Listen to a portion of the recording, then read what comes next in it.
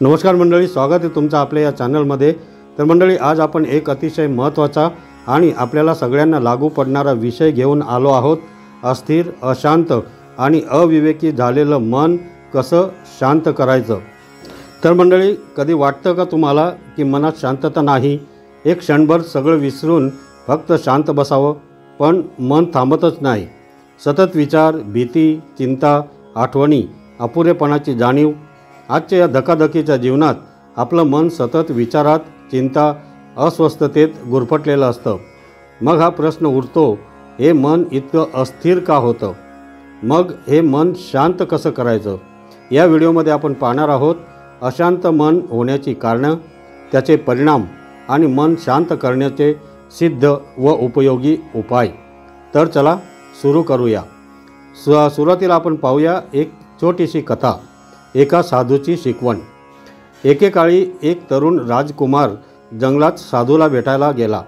त्याचं मन अस्वस्थ होतं। त्याने विचारलं, बाबा, माझं मन शांत का राहत नाही? साधूने एक पाणी भरलेला हंडा त्याच्या हातात दिला आणि म्हटलं, हे पाणी काही वेळ थांबव, त्यातली माती खाली बसू दे। थोड्या वेळानं तेच पाणी स्पष्ट दिसू लागलं। साधूने म्हटलं, बघ, मनही असंच आहे, त्याला शांत बसायला दिलं की विचारांची मळ खाली बसते आणि मग उत्तरं स्पष्ट दिसायला लागतात। आता पाहूया काय कारणं आहेत की ज्यामुळे आपलं मन अशांत होतं। तर पहिलं आहे, माझ्या अपेक्षेनुसार सगळं घडायला हवं, या अपेक्षांची वाढ होणे, त्यामुळे मन अशांत होतं।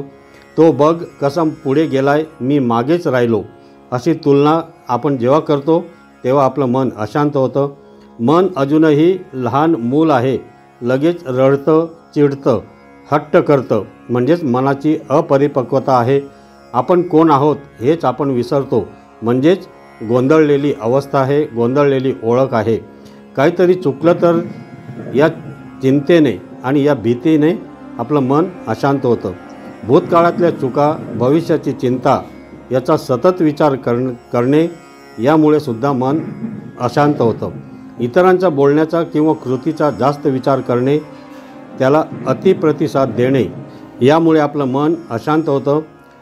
तसेच सोशल मीडियाचं व्यसन, अपुरी झोप, चुकीचं खानपान, आयुष्यातील ध्येय न ठरवलेलं असणं आणि आत्मभानाचा अभाव, स्वतःबद्दल किंवा इतरांबद्दल सतत नकारात्मक विचार करणे, अशा सगळ्या गोष्टी मन अस्वस्थ करत असतात। आता अतिविचार यामुळे सुद्धा मन अस्वस्थ होतं। ओव्हर थिंकिंगमुळे मन सतत विचार करत राहतं। जे झालं त्यावर ते विचार करणार, जे होणार आहे त्यावर ते विचार करणार आणि जे होऊ शकतं त्यावर सुद्धा ते विचार करणार। या विचारांच्या गोंधळात वर्तमान क्षण हरवतो आणि मन अस्थिर होतं। विचारांचं ओझं मनाला कधीच स्थिर राहू देत नाही। नंतर आहे चिंता आणि भीती। आता उद्याचं काय होईल? जर मी अपयशी ठरलो तर? लोक काय म्हणतील? या भीतींनी मनाला चैन पडत नाही आणि अशा काळजीमुळे मन चंचल होतं आणि अस्वस्थ होतं। तसेच अपेक्षा, एक्सपेक्टेशन्स, म्हणजे स्वतःकडून जास्त अपेक्षा करणे, इतरांकडून खूप अपेक्षा ठेवणे, आयुष्याने कसं वागावं याविषयी फिक्स कल्पना, या गोष्टी जेव्हा पूर्ण होत नाहीत तेव्हा मन अस्वस्थ होतं। तसेच सोशल मीडिया आणि सततचा डोपामिनचा प्रवाह, सतत मोबाईल स्क्रोल करणे, नवनवीन नोटिफिकेशन्स आपण बघत असतो, तसेच त्याचं बघ कसं चाललं आहे अशी सतत तुलना आपण करत असतो। हे सगळं मनाला इन्स्टंट समाधानमध्ये अडकवतं आणि मग ते शांत बसायला तयारच नसतं। तसेच नकारात्मक भावना दडपणे, राग, तिरस्कार, दुःख, ह्या भावना आपण व्यक्त न करता मनातच साठवतो। या भावना आतून खदखदत राहतात आणि मनाला त्या अस्थिर करत राहतात।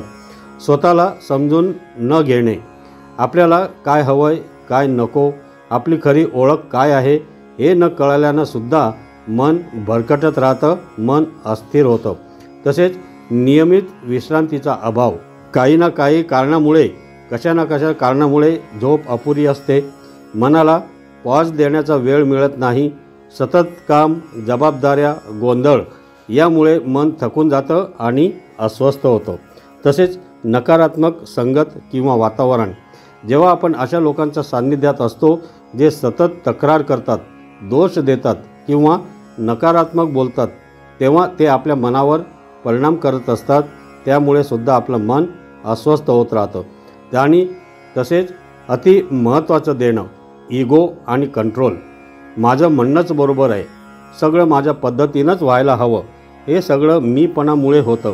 असं जिथे जिथे कंट्रोल सुटतो तिथे तिथे मन गोंधळतं आणि ते मन अस्थिर होतं.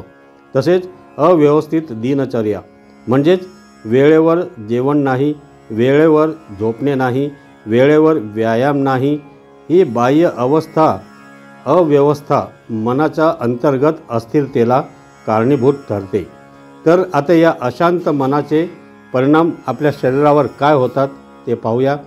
मानसिक थकवा येतो, चिडचिड होते, राग येतो, नातेसंबंधात तणाव निर्माण होतात, निर्णय क्षमतेवर आपला परिणाम होतो आहे आणि निर्णय क्षमता कमी होते. नैराश्य किंवा चिंता विकार किंवा मानसिक आजार आपल्याला लागतो. तसेच आपल्या कामावर त्याचा परिणाम होतो आणि शरीरावर सुद्धा डोकेदुखी, झोप न लागणे, नंतर उच्च रक्तदाब म्हणजे ब्लड प्रेशर इत्यादी आपल्या शरीरावर त्याचा परिणाम होत असतो. म्हणूनच मन शांत असणं खूप महत्त्वाचं आहे. आता पाहूया मन शांत करण्याचे प्रभावी उपाय. पहिला आहे ध्यान किंवा मेडिटेशन. दररोज सकाळी 10 मिनिटं ध्यान जरूर करावे. बसून डोळे बंद करून फक्त ध्यानवर लक्ष केंद्रित करा आणि फक्त नाही आपल्याला ध्यान वगैरे करायचं, फक्त डोळे लावून बसून राहा. मन भटकणारच, पण तुम्ही परत लक्ष ध्यानकडे आणा, ते मन बरोबर ठिकाणावर येतं. नंतर निसर्गात वेळ घालवा, म्हणजेच झाडांमध्ये, नदी नजीक किंवा बागेत फिरायला जा, मनमोकळ्या वातावरणात फिरा. निसर्गात शांतता असते, त्यामुळे आपलं मन शांत होतं. मोबाईल दूर ठेवा, नुसतं नजरेनं झाड पहा, मोबाईल तुम्ही बघू नका. आणि फक्त आपण जर बगीच्यात गेलो, गार्डनमध्ये गेलो किंवा निसर्गाच्या सान्निध्यात गेलो तर त्याचा आनंद घ्या, आपलं मन आपोआप शांत होतं. तसेच सहनशक्ती वाढवा. प्रत्येक गोष्टीवर लगेच प्रतिक्रिया देणं बंद करा. गप्प राहणं हेही त्यावर उत्तर असू शकतं. प्रत्येक गोष्टीला प्रतिक्रिया देणं बंधनकारक असतं असं नाही. जेवढी आपण प्रतिक्रिया जास्त देऊ तेवढं आपलं मन अशांत राहत कधी गप्प राहणं हेही उत्तर आपल्याला असू शकतं. नंतर आहे रामनाम जप किंवा मंत्राचा जप. राम राम किंवा ओम नमः शिवाय यासारख्या मंत्रांचा जप करा किंवा यातून आपल्याला जो आवडतो तो मंत्र आपण ते नाम जप आपण करावं. म्हणजेच रोज नामस्मरण जरुरी आहे. त्यामुळे यातून मन एकाग्र होतं आणि विचार आपले शांत होतात. नंतर आभार व्यक्त करायला शिका. दररोज रात्री झोपण्यापूर्वी 3 गोष्टी लिहा ज्याबद्दल तुम्ही आभारी आहात. म्हणजे आज दिवसभर काय घडले आणि त्या 3 गोष्टी कुठल्या आपल्याला चांगल्या वाटल्या त्याबद्दल, ज्याच्याकडून त्या गोष्टी घडल्या परमेश्वरातून झाल्या असेल तर परमेश्वराचे आभार माना. ज्याने आपल्याला चांगल्या गोष्टी दिल्या त्याचे आभार माना आणि ते लिहून ठेवावं लागलं असतात. नंतर सकारात्मकतेकडे वळण्याचा हा एक प्रभावी मार्ग आहे. नंतर योग्य आहार हा खूप महत्त्वाचा आहे. साखर, फास्ट फूड, कॅफिन चहा यांचा अतिरेक मन अस्वस्थ करतं. फळं, भाज्या, कोरडं मेवा, मिठाई, पाणी हे शांत मनासाठी आवश्यक असणारे पदार्थ आहेत. नंतर झोपेची योग्य वेळ. 7 ते 8 तासांची झोप आवश्यक असते. झोपण्याआधी मोबाईल दूर ठेवावा. ध्यान किंवा पुस्तक वाचा किंवा ध्यान करा, मेडिटेशन करा, पण मोबाईल जवळ ठेवू नका. झोपायच्या 1 तास आधी कमीत कमी मोबाईल लांब ठेवावा. तसेच इलेक्ट्रॉनिक्स डिटॉक्स म्हणजेच दररोज 1-2 तास मोबाईल, TV, सोशल मीडियापासून आपण दूर राहावे. हा वेळ स्वतःला द्या. यामध्ये आपण आध्यात्मिक वाचू शकतो, आध्यात्मिक बघू शकतो. नंतर सत्संग आणि आध्यात्मिक वाचन. भगवद्गीता, दासबोध, ज्ञानेश्वरी यासारखी पुस्तके वाचावीत. आपल्याकडे ग्रंथांची कमतरता नाही आहे. कुठलीही पोथी घ्या, त्याच्यातून आपल्याला चांगल्याच वाईब्स मिळतात आणि आपलं मन त्यात आपण रमवू शकतो आणि त्यामुळे आपलं मन शांत होऊ शकतं. संतांचा अनुभव घेतल्याने मनाला दिशा मिळते हे तर नक्कीच. त्यानंतर सेवा करावी. दुसऱ्यांसाठी काहीतरी केल्याने मनात शांतता, समाधान मिळतं. समाधान असणे म्हणजेच मन शांत असणे. एक व्यक्तिगत अनुभव किंवा प्रेरणादायक मी तुम्हाला सांगतो. एक वेळ अशी होती, मी देखील मनानं खूप खचलेलो होतो. पण जेव्हा मी दररोज 10 मिनिटं, फक्त 10 मिनिटं शांत बसायला लागलो, काहीही न बोलता, काहीही न विचार करता, काहीही न ध्यान करता, कोणाचंही नामस्मरण न करता फक्त आपलं 10 मिनिटं एकदम स्तब्ध बसून राहायचं, माझ्या भावना, विचार, सवयी सगळं बदलायला लागल्या. हळूहळू सगळं बदललं. तर मंडळी, मन अस्थिर होणं हे नैसर्गिक आहे, पण त्याचं कारण समजून घेतलं की आपण ते थांबवू शकतो. अस्थिर मनाला स्थिर करण्यासाठी ध्यान, प्राणायाम, निसर्गसंगत जीवन आणि आत्मपरीक्षण अत्यंत उपयुक्त आहेत. मन म्हणजे एक छोटंसं बाळ आहे.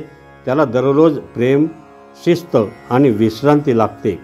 तर मंडळी, आज आपण पाहिलं की मन अशांत का होतं, त्याचे परिणाम काय होतात आणि मन शांत करण्याचे उपाय काय आहेत. हे उपाय तुमच्या आयुष्यात लागू करा. हा व्हिडिओ आवडला असेल तर लाईक करा, शेअर करा आणि आपल्या या चॅनलला सबस्क्राईब करायला विसरू नका. धन्यवाद.